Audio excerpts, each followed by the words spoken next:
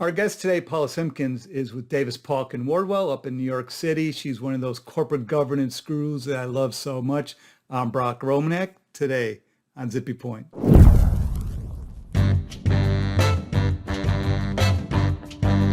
So, Paula, I thought this was an important topic, even though it seems so simple. Can you just Google an institutional investor's name and ask for their policies and have that show up in the results? How can you find institutional investor policies? First of all, the world of institutional investors is very broad, right? So it encompasses asset managers, asset owners, private equity firms, hedge funds, etc. And not all institutional investors make their guidelines public. Those that elect to make them public oftentimes put them up on their respective website. The thing is, some institutional investors are so large, they have multiple guidelines. Sometimes they are aggregated together on the same web page, and sometimes they're on different web pages or related websites for that particular institutional investor. And so when you Google, you just have to be very careful that you have grabbed and that you're reading the guideline that is applicable to your specific market, in this instance, the US market. So I think that that's an important thing to keep in mind. In addition, some institutional investors aggregate all of the guidelines, including what you call the global guidelines, which, as the name sounds, applies to multiple markets throughout the world in one document. And so care has to be given when you're reading that you are reading the right sections of the document that apply to the market that you are interested in. Because there's such a wide range of institutional investors, there's not a uniform practice among them when it comes to updating their guidelines. The very, very large institutional investors tend to update them annually or once every other year. That being said, they may also, if an issue is of particular interest, issue additional guidelines that are issue specific.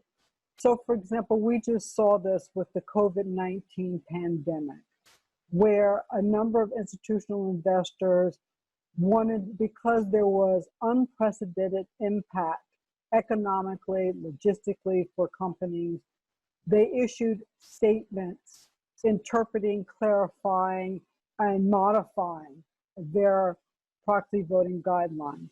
So users should be aware that that happens. And even having the ability to interpret these proxy voting guidelines, it's good to do additional searches to see whether any additional statements have been made on behalf of the topic of interest. There are institutional investors that file their proxy voting guidelines with the SEC. So that's a second source of where sometimes you can find their proxy voting guidelines. Certain mutual funds and registered investment management companies are required to provide special information or specific information related to their voting policies and procedures.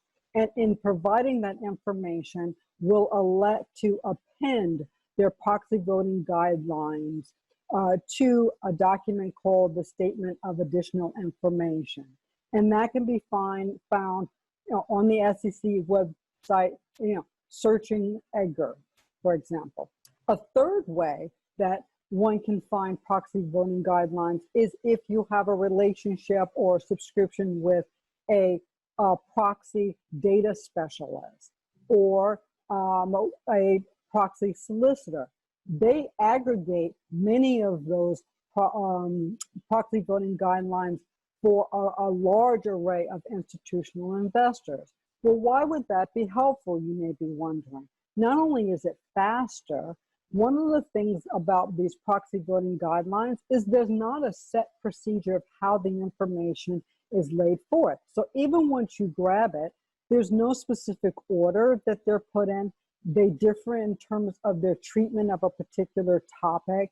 And sometimes in some situations, the decision maker is what they call a sub-advisor of a family of funds. And there may be specific proxy voting guidelines that are applicable that are not evident on their face, or it's not evident to someone who casually pulls these down. Whereas these shops that specialize in studying proxy voting patterns and things of that sort, they really do their best to grab the right voting guidelines. That being said, they also have the ability to organize the information in a very user-friendly fashion. So what does that mean? If there's one topic that you're interested in, rather than having to go find each of the separate topics in the same topic in different institutional investors' guidelines, they can show you in one kind of screen so that it's easy comparison. So board diversity, you can look and see for multiple institutional investors the applicable provisions and compare them accordingly. The other thing is they will have not only the current guidelines, but the older guidelines as well. Some institutional investors keep the same URL, but will just switch out the current policy, take out the old policy and put in the new policy. But what if you want to do a comparison? That can sometimes be challenging, tracking down older policies. Whereas these providers, not only do they keep the old policies, sometimes they even provide summaries of how the policies have changed. Yeah, that's such a good point. You definitely need a red line often if there's a new policy and you know you need to track it, and then that old policy is gone, and then you have no ability to do a red line and find out what actually changed in the policy. What do you need to be mindful about? And so sometimes you need to get one of those subscription services, or use an expert like yourself, a law firm or a solicitor that has access to the database and that can run a comparison for you. That's right. Very useful. That was great, Paula. Such wise wisdom on a very bread and butter topic that doesn't get discussed. Thank you. Yeah. Oh, thanks for having me, Brock. It's been fun.